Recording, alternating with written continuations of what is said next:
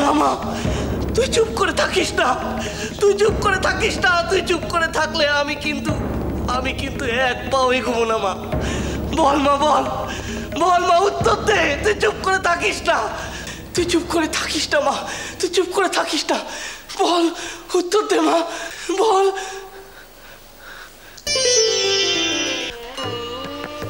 এগো, তুই তন্ত্র সাধনার পথে এগো। তুই তুই বলছিস মা, তুই বলছিস? হ্যাঁ,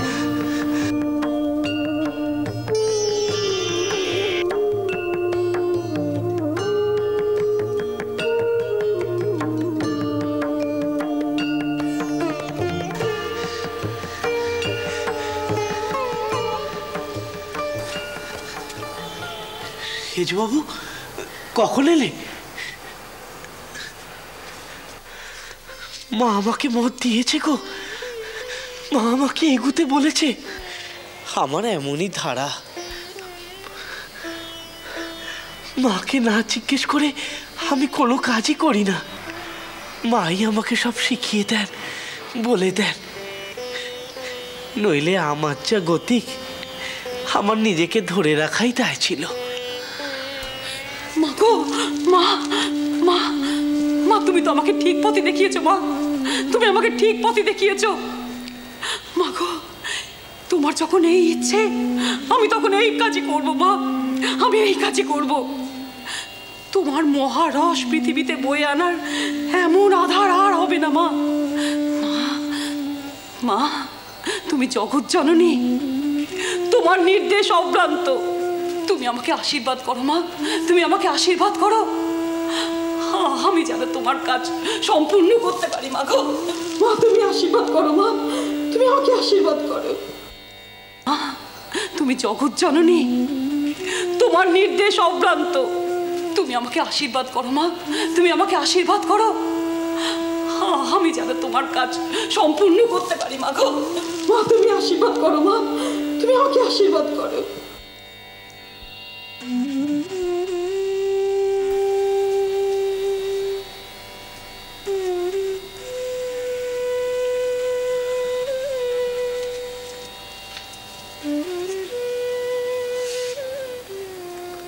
নাড়া বাঁধলে নতুন গুরু? হ্যাঁ গো সেজবাবু, মা যে কালে মত দিলে। তন্ত্র সাধনা করবে? হ্যাঁ গো। ওই ভৈরবীর সঙ্গে? হ্যাঁ, দেখি কতদূর এগোনো যায়। তবে একটা কথা কিন্তু ঠিক সেজবাবু, ভৈরবী কিন্তু আমার ব্যামোটা ঠিক ধরেছে। অশোকটা কি বলল? বায়ু চড়া নয়? না না, সেসব কথা নয় গো, সেসব কথা নয়। ভৈরবী মা বলতে চাইছে এই যে মাকে আমি ঠিক করে পাচ্ছি না, মা আমার কাছে ঠিক মতো ধরা দিচ্ছে না, এই আর কি। আমি নাকি অনুরাগের পথে চলেছি। তাহলে এবার আমাকে সাধন পথে এগোতে হবে। আমি ঠিক বুঝেছি, জানো তো। কিরকম? শাস্ত্রে যা যা লেখা আছে আমাকে ঠিক তাই তাই ধরেই এগোতে হবে। ওর হাত ধরে? হ্যাঁ গো, তাতে একটা সুবিধেও আছে। হ্যাঁ গো, শাস্ত্র ঠিক কি ভুল সেটাও পরীক্ষা হয়ে যাবে, আর আমি ধাপে ধাপে উপরে উঠবো, পাহাড়কে যাব না। ওই ভৈরবী কে বাবা? অত কিছু জানিনি, যতটুকু নিজে থেকে বলেছে ততটুকুই শুনি। ও দেশের লোক।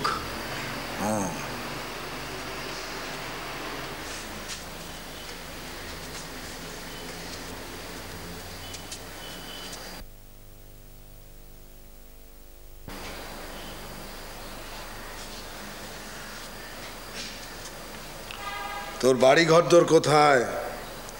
কার বউ, কার মেয়ে, এইসব? অত কিছু সে বলেনি, আর আমি নিজেও তা জানতে চাইনি। তবে একটা কথা কিন্তু ঠিক সেজবাবু, ওর ওর যা স্বাস্থ্য জ্ঞান, মেয়ে মানুষ হিসাবে ওর যা স্বাস্থ্য জ্ঞান তাক লাগাবার মতো, দেবভাষা তো যা দখল চমকে দেওয়ার মতো। তবে তবে একটা কথা তো ঠিক সেজবাবু, এই ঠাইয়ে তো আমি অনেক পণ্ডিতকেই দেখলুম, কিন্তু কিন্তু ওনার মতো আমার ভুল ধরে আমাকে ঠিক পথ চিনিয়ে নেওয়ার মতো আর কাউকে তো আমি দেখিনি।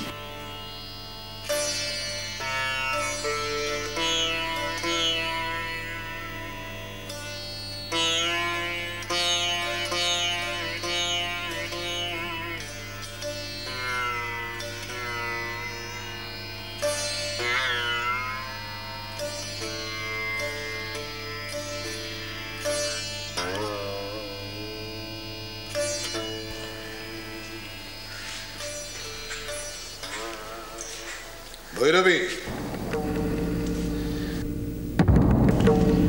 তোমার ভৈরব কোথায়?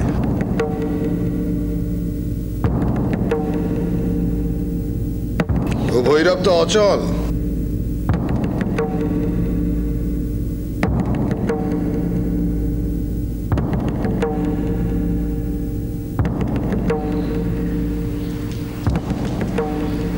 অচলকে যদি সচল করতে না পারি তাহলে ভৈরবী হলাম কেন?